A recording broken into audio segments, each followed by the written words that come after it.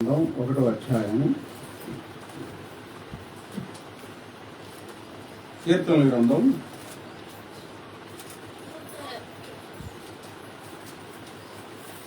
1వ అధ్యాయం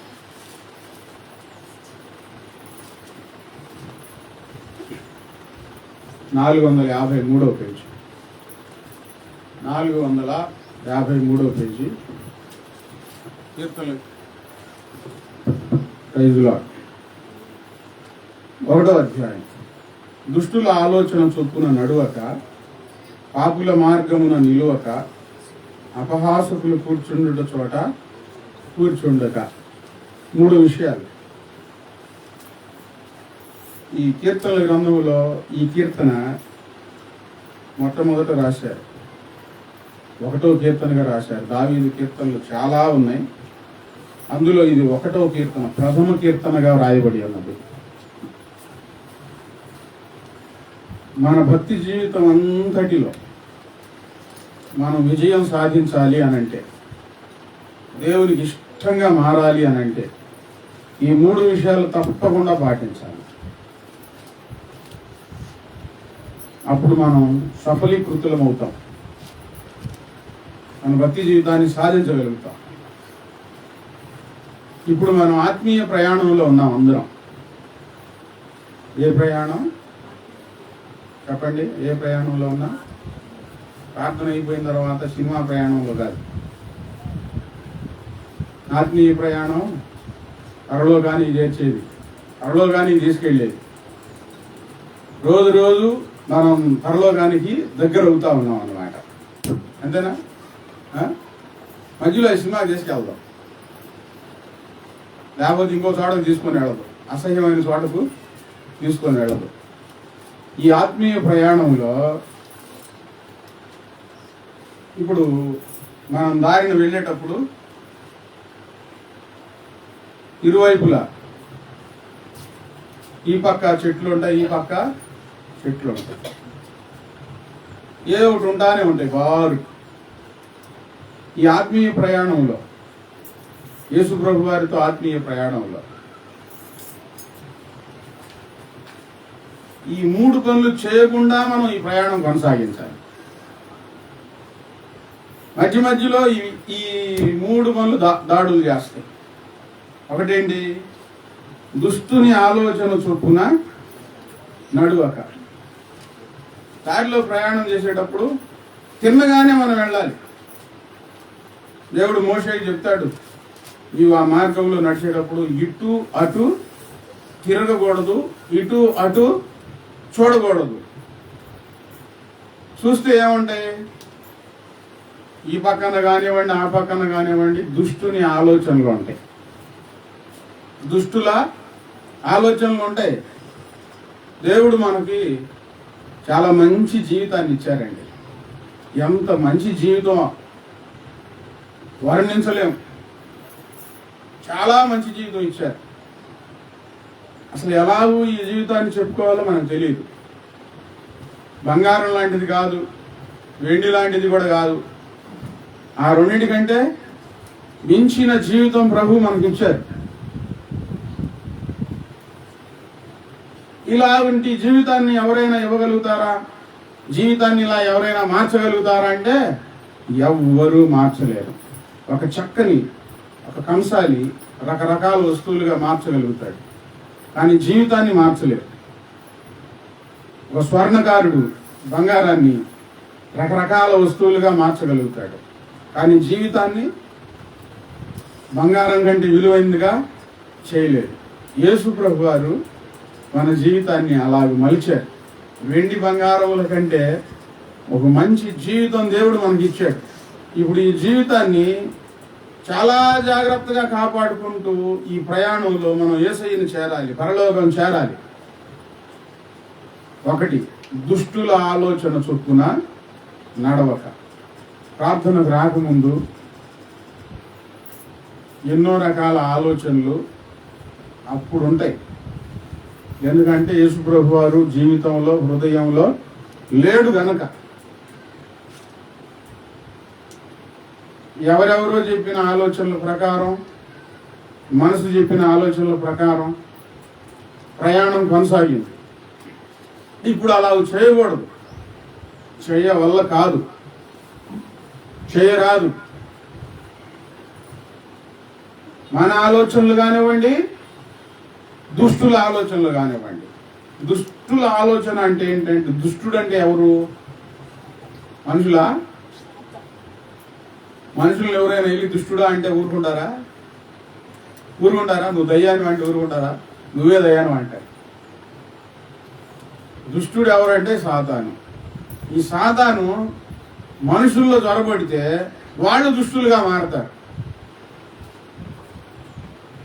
పిచ్చి పిచ్చి ఆలోచనలు వాళ్ళు చెప్తారు, బాగానే ఉన్నట్లు మాట్లాడతారు, కానీ అవి సాతాను ఆలోచనలు, దుష్టుల ఆలోచనలు. ఇప్పుడు మనం ఎవరి ఆలోచన ప్రకారం నడవాలి అని అంటే, మనల్ని పరిశుద్ధపరచి మనకు మంచి జీవితం ఇచ్చిన ఆలోచనకర్త అయిన యేసయ్య ఆలోచన ప్రకారం మాత్రమే నడవాలి. కానీ మన ఆలోచనల ప్రకారం, మన సొంత ఆలోచనల ప్రకారం, దుష్టుల ఆలోచనల ప్రకారం పొరపాటున అడుగు వేయతగదు, అడుగు వేయకూడదు. రకరకాల ఆలోచనలు చెప్తారు. నీకు అర్థమయ్యేటట్లు చాలా సంగతులు చెప్తూనే వచ్చాను, ఇప్పుడు చెప్తా ఉన్నాను. ఒక ఆమె ప్రార్థన చేయమంది, ప్రార్థన చేయి ప్రయాణం ఉంది అని.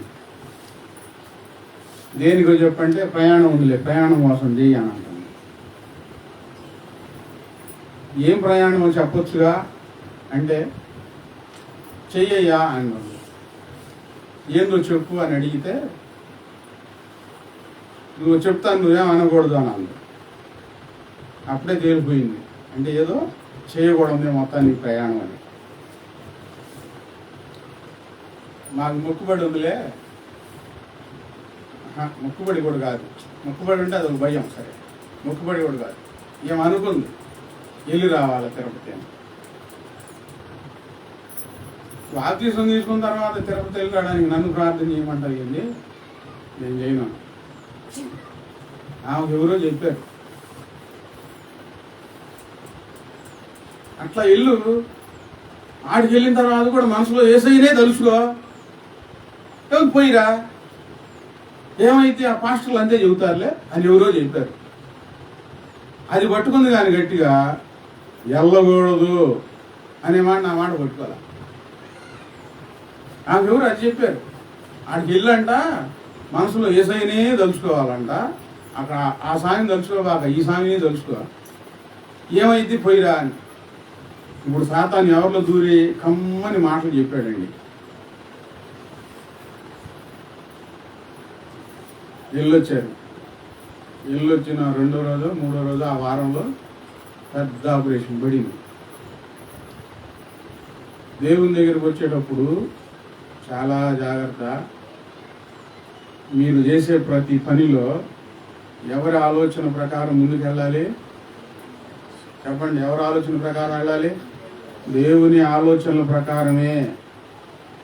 ప్రార్థన చేయండి, కూర్చొని ఉపవాసం ఉండి ప్రార్థన చేయండి. నేరుగా సరాసరి ఖచ్చితంగా ప్రభు ఏమి చేయాలో మీకు ఒక ఆలోచన ఇస్తాడు. ఆయన ఆలోచనకర్త. ఆ పని మనం చేసామనుకోండి, మనకు నష్టం రానే రాదు, క్షేమంగా ఉంటాం. కీర్తనల గ్రంథంలో 32వ అధ్యాయంలో 6వ వచనంలోనూ 7వ వచనంలోనూ రాయబడి ఉంది, నీ మీద దృష్టి ఉంచి నీకు ఆలోచన చెప్పేదాన్ని. 8వ వచనం, కీర్తనల గ్రంథం 32:8, నీకు ఉపదేశం చేసేదను. ఏం చేస్తానంటున్నారు ప్రభు గారు అంటే, అలా చెయ్యి, అలా ఉండు, అలా మాట్లాడు అని చెప్తారు. ఆయన చక్కగా మన చెవిలో వినబడినట్లుగా చెప్తారు.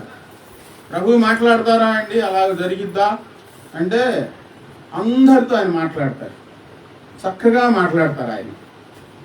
మీతో మాట్లాడటం కోసమేగా దేవుడు మిమ్మల్ని పరిశుద్ధపరుచుకుంది. మీ ఆత్మను, ఆయన ఆత్మను మీకు ఇచ్చింది. ఆయన సన్నిధానంలో తీసుకొని వచ్చి కూర్చోబెడుతుంది. చక్కగా మాట్లాడతారు, ఆయన ఉపదేశం చేస్తారు. మన ఇంట్లో తల్లిదండ్రులు కూడా అలా చేస్తారో చేయరో తెలీదు, ఏం చేయాలా అనేది. వాళ్ళు విసుగులు, ఒకసారి కోపంలో, ఎప్పుడో ఒకసారి ప్రేమలో అట్లా ఉంటారేమో. కానీ మన ప్రభువారు మన తల్లిదండ్రుల కంటే ఎక్కువగా మనకు ఉపదేశం చేసేవారై ఉన్నారు. అలాంటి చేస్తే నష్టం వస్తుంది, ఫలానా పని ఇలాగ చేస్తే లాభం కలుగుతుంది, ఇలాగ చెయ్యమ్మా, ఇలాగ చెయ్యయ్యా అని ఆయన చక్కగా చెప్తారు. నేను నీకు ఉపదేశం చేసేదను, నీవు నడవవలసిన మార్గమును నీకు బోధించేదను. ఎలాగ నడవాలో ఆయన చెప్తారు. నీ మీద దృష్టి ఉంచి నీకు ఆలోచన చెప్తా. దుష్టుల ఆలోచన చెప్పు నడిస్తే నీకు ప్రమాదం కలిగిద్ది. నేను నీ మీద దృష్టి ఉంచి నేను నీకు ఆలోచన చెప్తాను. అప్పుడు నీవు క్షేమంగా ఉంటావు, సంతోషంగా ఉంటావు, నీకు మేలు కలిగిద్ది. దుష్టుల ఆలోచన ప్రకారం నడిస్తే రాజుల గ్రంథంలో మీరు చదవండి. బైబిల్ గ్రంథం అంతా చదివితే చాలా సంఘటనలు, దుష్ట సంబంధమైన మనుషులు చెప్పిన ఆలోచనలు విని రాజ్యాలు పోగొట్టుకున్నారు. ఆస్తి పోగొడతాం కాదు, ఏం పోగొట్టుకున్నారు అసలు? ఆస్తి రావడమే ఒక భాగ్యం, ఆస్తి పోగొట్టుకుంటే దౌర్భాగ్యం. రాజ్యం పోగొట్టుకున్నాడు. రాజ్యం రావడం ఎంత కష్టం, ఎంత కష్టం అండి రాజ్యం రావడం మన చేతికి. ఒకళ్ళ చేతికి రాజ్యం వచ్చిందంటే రాజ్యాధికారి కోసం ఎంతమంది ఎన్ని విధాల ప్రయత్నాలు చేస్తా ఉన్నారు, ఎన్ని వేల కోట్లు ఖర్చు పెడతా ఉన్నారు. దేవుడు చక్కని రాజ్యాన్ని అనుగ్రహిస్తే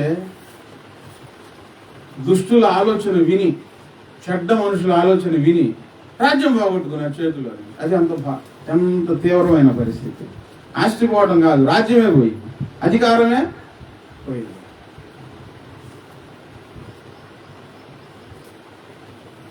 అందుకని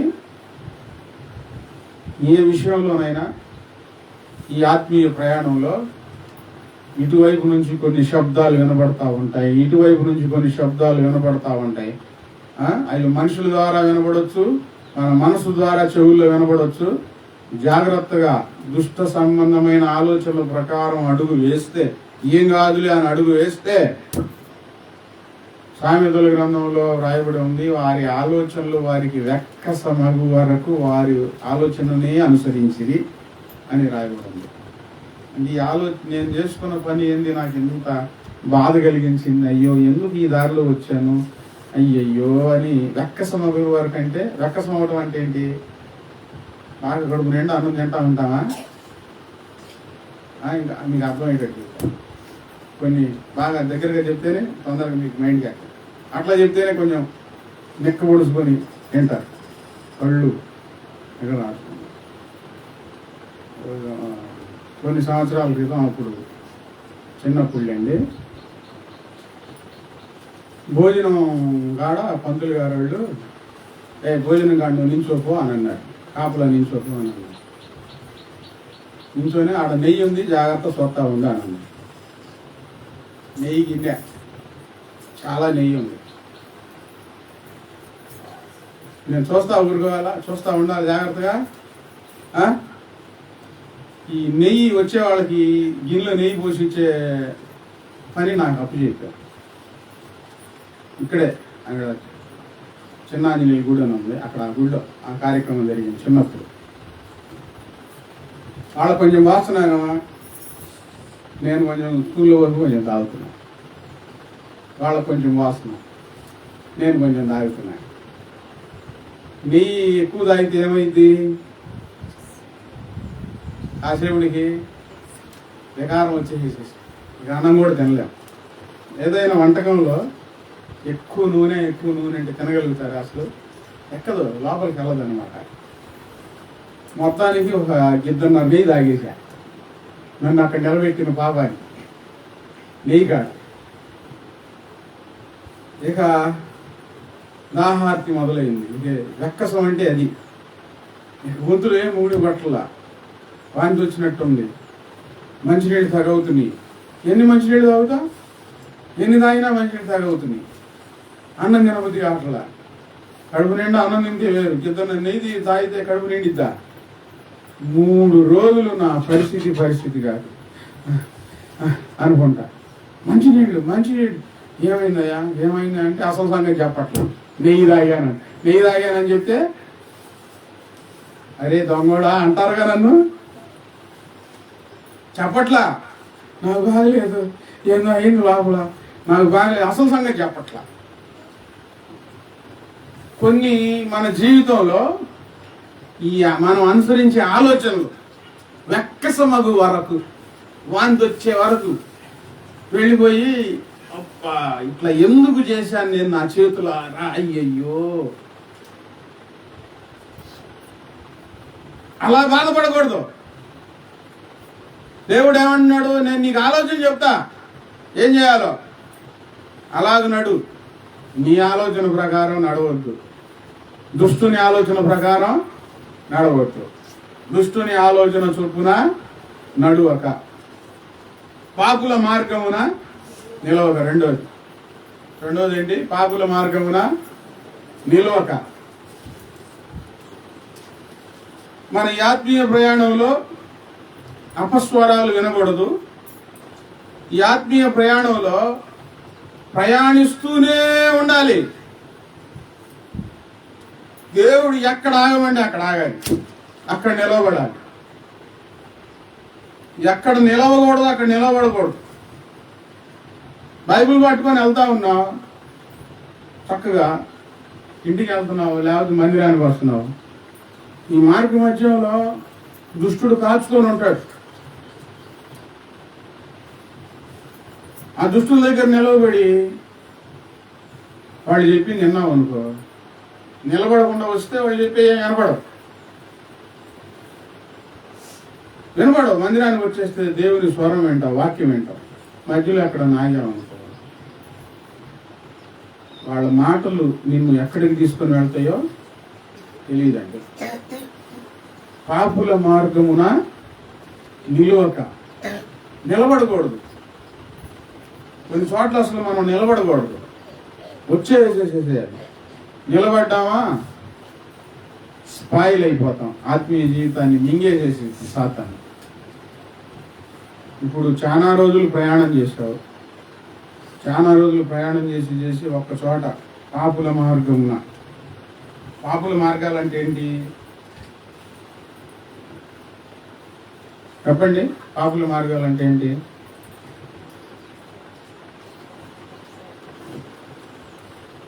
ఎన్ని చెడ్డ పనులు ఉన్నాయో అన్ని చెడ్డ పనులే చేస్తూ ఉంటారు, కానీ మంచి పని ఒక్కటి వాళ్ళు చేయరు. మంచి పని చేయని వాళ్ళ దగ్గర నిలబడటం ఎందుకు? అసలు చెడ్డ పనులు చేసే వాళ్ళ దగ్గర నిలబడటం ఎందుకు? పాపుల మార్గమున నిలవక.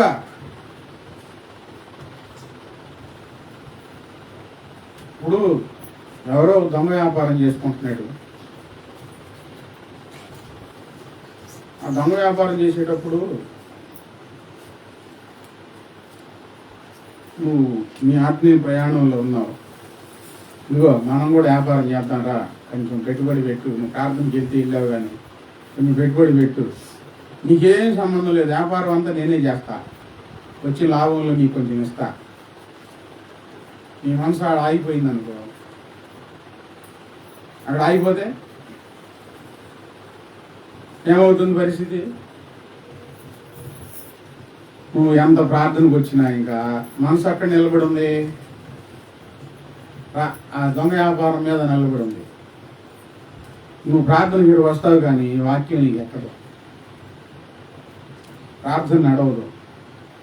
అతను ఎంత వ్యాపారం చేశాడో, ఎంత ఆదాయం వచ్చిందో, నాకు కూడా కొంచెం ఇస్తే బాగుండు, ఎక్కువ లాభం వస్తే బాగుండు, ఈ ఆలోచనలు ఉంటాయిగా. ఇంకా నీ మనసు ఎక్కడుంది చెప్పండి? ఎక్కడుంది? దొంగ వ్యాపారం మీద ఉంది అని ఒకటే చెప్తున్నాను. ఇందులో అన్నీ ఉండేవి, మీరే ధ్యానం చేసుకోండి ఇంటికి వెళ్ళి. దొంగ వ్యాపారం అంటే ఏంటి అని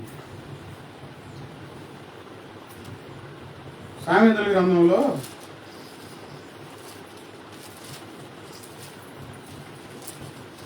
సామెతల గ్రంథం 1వ అధ్యాయము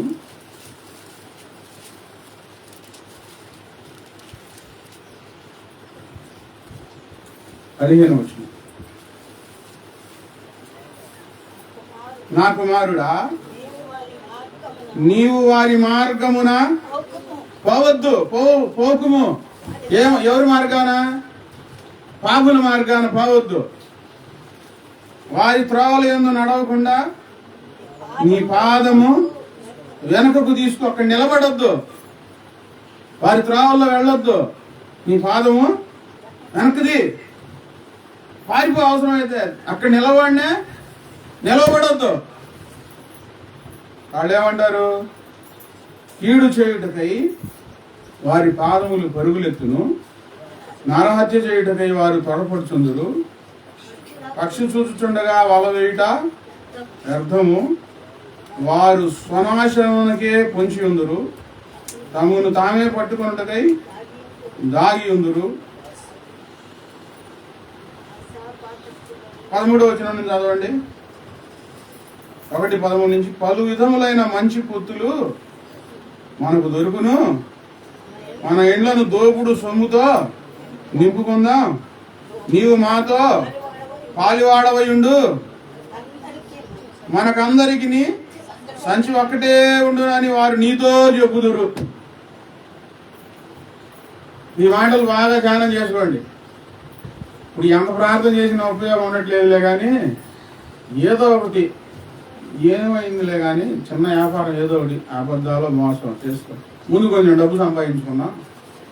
ఆలోచన బాగానే ఉంది కదా, అక్కడ నిలబడిపోయింది మనసు. పాపుల మార్గమున నీవు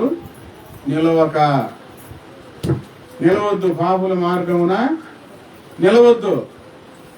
ఏమవుతుంది? నీ ఆత్మీయ జీవితం, ఆత్మీయ ప్రయాణం వెనక్కి వెళ్ళిపోతుంది. అక్కడే ఉంటావు, ముందుకు కొనసాగలేవు. దుష్టుల ఆలోచన చొప్పున నడవద్దు, పాపుల మార్గంలో నిలవద్దు. వాళ్ళు అంటారు, నా కుమారుడా, నీవు మనకందరికి సంచి ఒక్కటే ఉండునని వారితో చెప్పుతారు.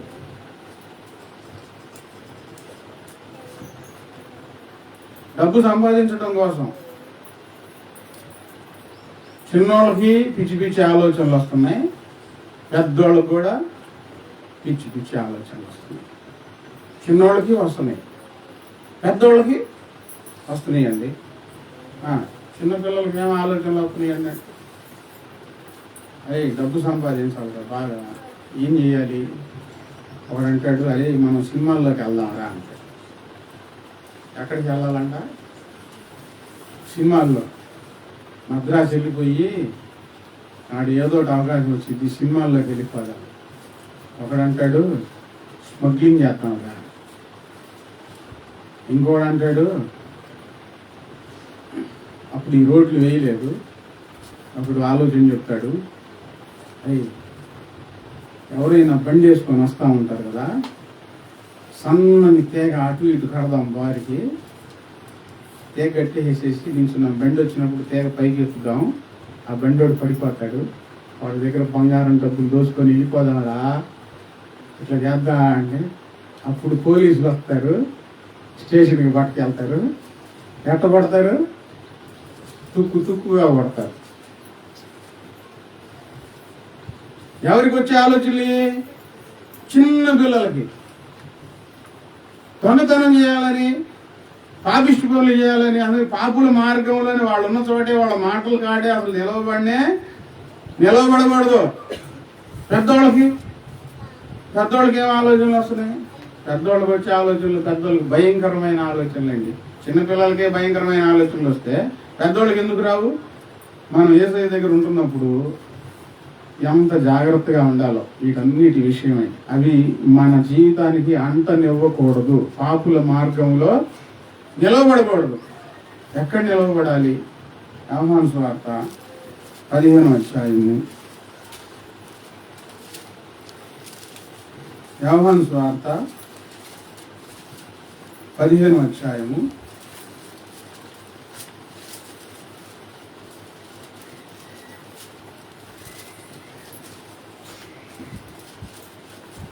15వ అధ్యాయం 4వ వచనం. నా యందు నిలిచి ఉండుడి. ఎక్కడ నిలబడి ఉండాలి మనం? చెప్పండి అందరూ. ఎక్కడ? నా యందు నిలిచి ఉండుడి. అదే మాట ఇంకా ఆయన చక్కగా చెప్తారు. 9వ వచనంలో చూడండి. తండ్రి నన్ను ఎలాగూ ప్రేమించినో నేను మిమ్మల్ని అలాగూ ప్రేమించి తిని నా ప్రేమ యందు నిలిచి ఉండండి. నా యందు నిలిచి ఉండండి, నా ప్రేమ యందు నిలిచి ఉండండి. ఈ ఆత్మీయ ప్రయాణంలో పాపుల మార్గంలో నిలవబడకూడదు. దేవుని ప్రేమలో నిలవబడి ఉండాలి, దేవునిలో నిలవబడి ఉండాలి. నిలవాలి అంతే. ఇక చెడ్డ మాటలు వినే కాడ నిలబడవద్దు. చెడ్డ మాటలు నలుగురు చెప్పుకునే కాడ నిలబడవద్దు. అక్కడ నిలబడితే వాళ్ళ మాటలు కలవాల్సి వచ్చింది. నీ మనసును వాళ్ళు పాడు చేస్తారు, ఖచ్చితంగా పాడు చేస్తారు. అక్కడ నిలబడవద్దు. దేవుని యందు నిలవబడి ఉండాలి. దేవుని యందు నిలవబడి ఉన్నటువంటి ఎట్లా? దేవుని ప్రేమ యందు నిలవబడి ఉండాలి. అంటే ఎట్లా?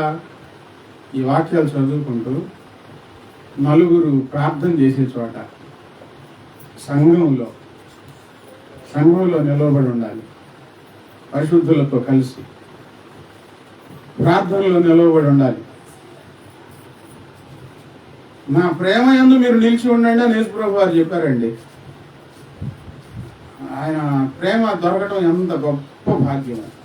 దేవుని ప్రేమ మనం సంపాదించుకోవటం. ఈ ప్రేమలో నుంచి ఒక కాలు అవతలేసి వెళ్ళిపోకూడదు బయటికి. ఎక్కడ పడితే అక్కడికి వెళ్ళకూడదు. దేవుని ప్రేమ ఉంటే చాలా. ఇంకేమైనా కావాలి మనకి? చెప్పండి, ఇంకేమైనా కావాలా? దేవుడు నిన్ను ప్రేమిస్తున్నాడు. ఆయన ప్రేమ నీకు పంచుతున్నాడు. ఎలాగ పంచుతున్నాడంటే, నీవు నా తండ్రి నా ప్రభు అని పిలిచినప్పుడు నీవు సమాధానం ఇస్తున్నాడు. ఆయన ప్రేమ అది. ఇంట్లో వాళ్ళు పలకరు, ఒక్కోసారి సమాధానం కూడా చెప్పరు. 4 సార్లు పిలవాలి, 4 సార్లు అడగాలి, వెంటనే సమాధానం చెప్పరు. వీళ్ళ ప్రేమకి దేవుని ప్రేమకి ఎంత తేడా ఉంది, ఎంత వ్యత్యాసం ఉంది. దేవుడు నిన్ను ప్రేమిస్తున్నాడు. ఆయన అంటున్నాడు, పాపుల మార్గంలో నిలవద్దు, నా ప్రేమ యందు మీరు నిలిచి ఉండండి. ఒక అతన్ని నేను చూశాను. ముందు నల్ల బట్టలు వేసుకునేవాడు, ఒకరోజు తెల్ల బట్టలు వేసుకున్నాడు. అన్నా ఏందన్నా అంటే, నేను మారిపోయాను కాళేశా, ఒక డాక్టర్ గారు నన్ను మార్చింది అని అన్నాడు. నిజంగా మారావా? నిజంగా మారిపోయాను. బాప్తిస్మం తీసుకున్నాడు. అసలు ఆగకుండా ప్రార్థనకి వెళ్ళటం మొదలుపెట్టాడు. బాగా చాలా సంతోషపడ్డాడు. ఎంత గొప్ప దేవుడు ప్రభువా, ఎవరినైనా నువ్వు మారుస్తావా. కొన్ని రోజుల తర్వాత పార్టీ జెండా ఒకటి కట్టాడు బండి. అన్నా అదేంది ఇటు వెళ్తున్నావు కదా, ఆ పార్టీ జెండాతో మనకెందుకన్నా అని అంటే, అదే ఇదైతే లేబా అని అన్నాడు. మళ్ళీ కొన్ని రోజుల తర్వాత ఆ పార్టీ జెండా తీసేసి ఇంకో పార్టీ జెండా పెట్టాడు. అన్న మన ఒక పార్టీ జెండా పెట్టాడు, మళ్ళీ ఈ పార్టీ ఏందనంటే, అంతేలే మారుతా ఉండిద్దిలే అని అన్నాడు. మళ్ళా కొన్ని రోజుల తర్వాత చూస్తే మళ్ళీ నల్ల బట్టలు వేసుకున్నాడు. ఒక్క చోట దేవుని ప్రేమలో నిలవలా. దేవుని ప్రేమలో నుంచి రాజకీయంలోకి పోయాడు. సరే ఆడన్న నిలబడ్డాడు, ఆడించి మళ్ళీ ఇంకొక రాజకీయంలోకి పోయాడు. మళ్ళీ ఆడన్న నిలబడ్డాడు, మళ్ళీ ఆడించి మళ్ళీ నల్ల బట్టలోకి పోయాడు. మళ్ళీ కొన్ని రోజుల తర్వాత చక్కగా స్నేహితులతో కలిసి మందు తాగుతా కూర్చొని ఉన్నాడు. అన్న ఏందన్నా ఇదంటే, జీవితం తమ్ముడు అంటాడు. ఏందంట? జీవితం మారుతా ఉండిద్దండి. అసలు దేవుని ప్రేమ కోసం ఎంతమంది తప్పిస్తున్నారో. మనుషులు ప్రేమలొద్దు, పార్టీలు ప్రేమలొద్దు, మనకి దేవుడు మనకు ప్రేమనిచ్చాడు, ప్రేమిస్తా ఉన్నాడు. ఆయన అడుగుతున్నాడు, నా ప్రేమలో మీరు నిలిచి ఉండండి, వెళ్ళి పాపుల మార్గంలో నిలవద్దు, నా సన్నిధిలో మీరు నిలిచి ఉండండి. కష్టమైన, అవమానమైన, కొన్ని రోజులు ఇబ్బందులైనా ఒకరోజు ఆయన పైకి లేవనెత్తుతాడండి. ఉన్నతమైన స్థితిలో ఆయన ఉంచుతాడు. ఆయన ప్రేమ యందు నిలిచి ఉంటే. వదులుకొని పోతే దుష్టుల ఆలోచన చొప్పున నడవకూడదు, పాపుల మార్గంలో నిలవకూడదు. ఎక్కడ నిలవబడాలి? దేవునిలో నిలవబడాలి. దేవుని ప్రేమ యందు నిలిచి ఉండాలి. మనుషుల ప్రేమ కోసం తప్పించి దేవుని వదిలిపెట్టి వెళ్ళిపోకూడదు. దేవునిలోనే నిలిచి ఉండాలి. ప్రార్థనలో నిలకడగా ఉండమని ఒక చోట రాయబడి ఉంది. మూడో మాట ఏంటి? అపహాసకులు కూర్చుండుట చోట కూర్చుండక. ఆలోచన చొప్పున నడవకూడదు, పాపుల మార్గంలో నిలవకూడదు, అపహాసకులు కూర్చుండుట చోట కూర్చోకూడదు. వాళ్ళ దగ్గరికి వెళ్ళి కూర్చోకూడదు. రామాయ అసే మాట్లాడుకుందాం అంటారు. వాళ్ళకేం పనే పాట, ఏదో పిచ్చి పిచ్చి మాటలన్నీ మాట్లాడుకుంటూ ఉంటారు. మనకు దేవుడు ఒక పని అప్పు చెప్పాడు. ఏం పని అప్పు చెప్పాడు? మనలాంటి రక్షణ లేని మనకిచ్చిన ఈ రక్షణ భాగ్యం అనేకులకు దయచేయాలని ప్రార్థన చేసే పని ఇచ్చాడు దేవుడు. ఖాళీగా ఉంటే ఏం చేయాలి? ఎక్కడ పడితే పోయి అక్కడ కూర్చోకూడదు, ఎక్కడ పడితే పోయి అక్కడ కూర్చోకూడదు. దేవుని పిల్లలైనా బాప్తిసం తీసుకున్న అయినా లేకి ముచ్చట పెట్టుకున్న వారి దగ్గర పోయి కూర్చున్నాం అనుకో, అక్కడి నుంచి లేచిరా. వాళ్ళు పిచ్చి పిచ్చి మాటలు, మేము ప్రార్థనకి వెళ్తున్నాం, మాకు తెలుసని పోకిరి మాటలు, అల్లరితో కూడిన మాటలు మాట్లాడుతూ ఉన్నారనుకోండి, అక్కడ కూర్చోవద్దు. అస్సలు కూర్చోవద్దు. వెంటనే లేచి పక్కకి వెళ్ళిపోవాలి. అపహాసకులు కూర్చుండుట చోట కూర్చుండక. దేవుని పిల్లలు అపహాసకులుగా ఉండకూడదు, అపహాసకులు కూర్చునే చోట కూర్చోకూడదు.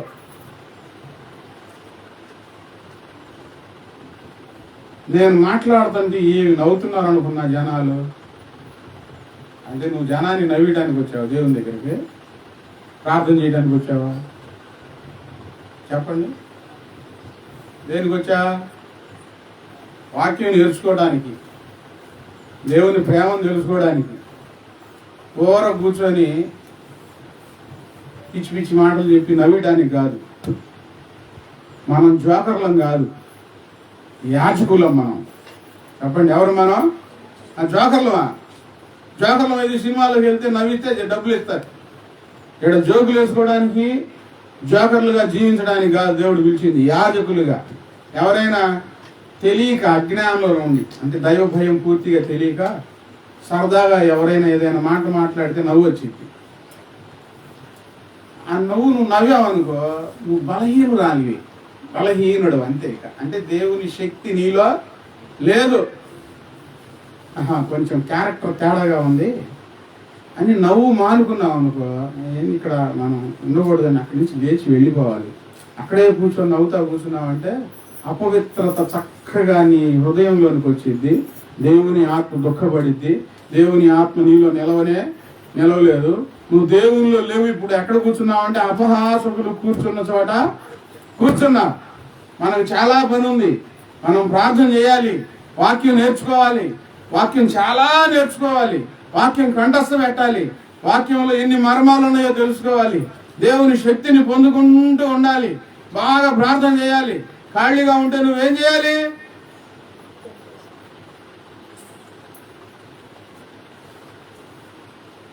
ఖాళీగా ఉంటే ఏం చేయాలి? లూకా సువార్తలో మార్తా మరియ ఇంట్లో మరియ వెళ్ళి యేసయ్య పాదాల దగ్గర కూర్చొని, చదవండి లూకా సువార్త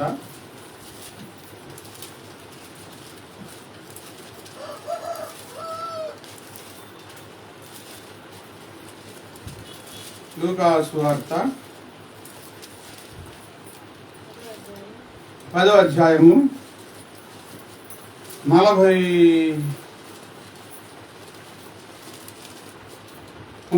వచనం. మరియా అను సహోదరి ఉండెను, ఆమెకు మరియా అని సహోదరి ఉండెను. ఈమె యేసు పాదముల యొద్ద కూర్చోండి ఆయన బోధ వినుచుండెను. యేసు పాదముల యొద్ద కూర్చోండి ఆయన బోధ వినుచుండెను. ఖాళీగా ఉంటే మనం ఏం చేయాలి? గొప్పడు గొప్ప నిద్రపోవాలా? తలకాయ నీకు పడుతుంది, గొప్పడు కప్పుకొని నిద్రపోవాలి. అప్పుడు కానీ సైతాన్ ఎన్ని రకాలుగా ఆలోచనలు చెప్తా ఉంటాడు. ఆలోచన ఈ ఆలోచన, అది ఇది, అట్లా కదా ఇట్లా కదా, అసలు ఏంది నువ్వు, అసలు ఈ మనిషివేనా, ఏమైపోతున్నావు, ఎన్ని వింటా ఉంటే ఎలా ఉంటుందండి? కేసరు బాసరుగా సైతాన్ ఆలోచనలన్నీ వింటా ఉంటే. ఖాళీగా ఉంటే మోకరించలేకపోతే ఒక కుర్చీ వేసుకొని పక్కకి వెళ్ళి ఒక్కడో కూర్చొని యేసయ్య పాదాల దగ్గర కన్నీరు విడిచి, ప్రభువా ఇంకా నా జీవితం ఇలా ఉంది, నా కుటుంబం ఇలా ఉంది, నా కుటుంబం చక్కబెట్టయ్యా అని ప్రార్థన చేసుకొని బ్రతులాడుకుంటూ ఉండాలి. లేకపోతే యేసుప్రభు వారు ఏం చెప్తున్నాడో జాగ్రత్తగా వినాలి కళ్ళు మూసుకొని. ప్రభువా ఏం చేయాలయ్యా, ఎలా నడవాలి, రేపేం చేయాలి, ఇలా ప్రార్థన చేసుకోవాలి. దేవుని పాదాల సన్నిధిలో కూర్చోవాలండి. మరి ఎక్కడ కూర్చుంది? యేసు పాదముల యొద్ద కూర్చొని ఆయన బోధ కూర్చుండేను. ఎక్కడ కూర్చుంటున్నావు నువ్వు? ఎవరి దగ్గరికి వెళ్ళి కూర్చుంటున్నావు? ఎక్కడ కూర్చోవాలి? ఈ ఆత్మీయ ప్రయాణంలో మనం ఎక్కడ కూర్చోవాలి? ఎక్కడ నిలవబడాలి? దేవుని ప్రేమ యందు నిలవబడి ఉండాలి. ఎక్కడ కూర్చోవాలి? దేవుని పాదాల దగ్గర కూర్చోవాలి. ఎవరి మాట వినాలి? దేవుని మాట వినాలి. అప్పుడు వర్ధిల్లుతారు. నేను మొదట చెప్పినట్లు మీ ఇంటికాడ ఎవరో ఏదో చెప్పిన సంగతులు మనసులో పెట్టుకొని ధనాపేక్షతో హృదయం నింపబడి దేవుని స్వరం వినకుండా, దేవుడు ఏం చెప్తాడో అది నేను చేయాలని వినకుండా ఎక్కడ పడితే పోయి ఆడ కూర్చొని వాళ్ళ మనసులన్నీ వింటా ఉంటే నీ మనసును పాడు చేసే ఏంటంటే దుష్టుని ఆలోచనలు, దుష్టుని మాటలు గందరగోళం చేసేస్తా ఉంటాయి. నిలకడగా ఉండనివ్వవు నేను దేవుని సన్నిధానంలో. దేవుని ప్రేమ యందు నిలవబడి దేవుని పాదాల సన్నిధిలో కూర్చొని ప్రభువా అని ఆయన మాట వింటా ఉంటే ఒక్క చిన్న మాట దేవుని మాట వినబడింది అనుకోండి, ఎంత సంతోషం వస్తుందండి. మనుషుల మాట వింటా ఉన్నంతసేపు అనే సంతోషం ఉండదు. దేవుని స్వరం ఏంటి? ఎగిరి గంతులేయాలనిపించింది అన్నమాట. ఎప్పుడు దేవుని స్వరం వింటావు? దేవుని ఉపదేశం ఎప్పుడు వింటావు? నువ్వేదో ఆలోచించుకొని ప్రార్థన చేయకుండా ఉన్నప్పుడు దేవుని స్వరం వినగలుగుతావా? దేవుని పాదాల దగ్గరికి వెళ్ళి కూర్చొని నువ్వు కనిపెట్టి ప్రార్థించి దేవునికి నీ సంగతులన్నీ చెప్పుకొని నువ్వు దేవుని దగ్గర కనిపెట్టుకొని ఉన్నప్పుడు అప్పుడు ఆయన స్వరం వినపడుతుంది. అవునా కాదా? దావీదు గురించి ఒక మాట రాయబడింది, ఆయన ఎక్కువగా మనుషులలో సంచరించేవాడు కాదంట. ఒంటరిగా ఉండేవాడు. దేనికి?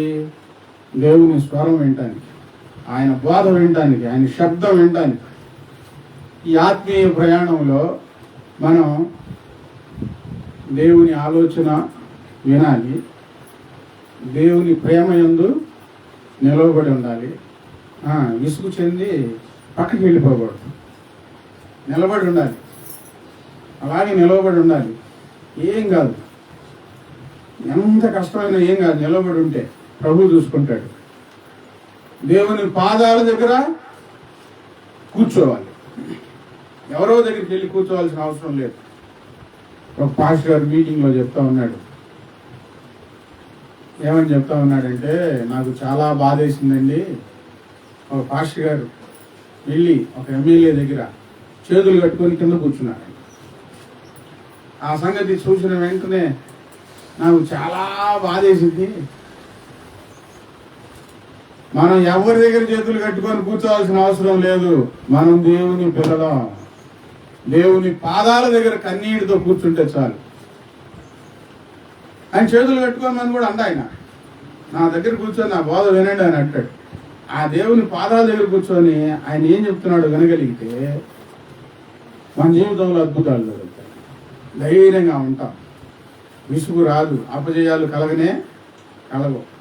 చివరిగా చెప్తా ఉన్నాను, మన ఈ ఆత్మీయ ప్రయాణంలో దుష్టుని ఆలోచన చొప్పున నడిచి పాపుల మార్గంలో నిలిచి అపహాసకులు కూర్చుంటే అన్ని అపజయాలే. ఈ అపజయాలన్నీ తీసుకొచ్చి ఎవరిని చేస్తారంటే మరలా, దేవా నేను నిన్ను నమ్ముకుంటే నువ్వేది నాకు ఇట్లా చేశావు, ఈ మాట అంటారు. మమ్మల్ని ఎందుకు ఇంత అన్యాయం చేశావని అంటారు. నువ్వు నిజంగా ఎవరి మాట చొప్పున నడుస్తున్నావు, ఎవరి ఆలోచన చొప్పున నడుస్తున్నావు? ఎక్కడ కూర్చొని ఉంటున్నావు? నువ్వు ఎక్కువసేపు దేవుని దగ్గర కూర్చొని ఉంటున్నావా? ఎక్కడ పడితే అక్కడ కూర్చొని ఏవేవో ముచ్చట్లు చెప్పుకుంటా ఉంటున్నావా? దేవుని దగ్గర కూర్చోవడం అలవాటు చేసుకోండి. ఇంకెక్కడ కూర్చోబుద్ది కాదు. వెంటనే దేవుని పాదాల సన్నిధికి వెళ్ళి ఆ ప్రశాంతతను అనుభవిస్తూ ఇంకా ఎక్కువగా దేవునితోనే గడపాలని అనిపిస్తుందండి. ఇంకెక్కడ కూర్చోబుద్ది కాదు. మోకరించండి, ప్రార్థన చేసుకున్నాం.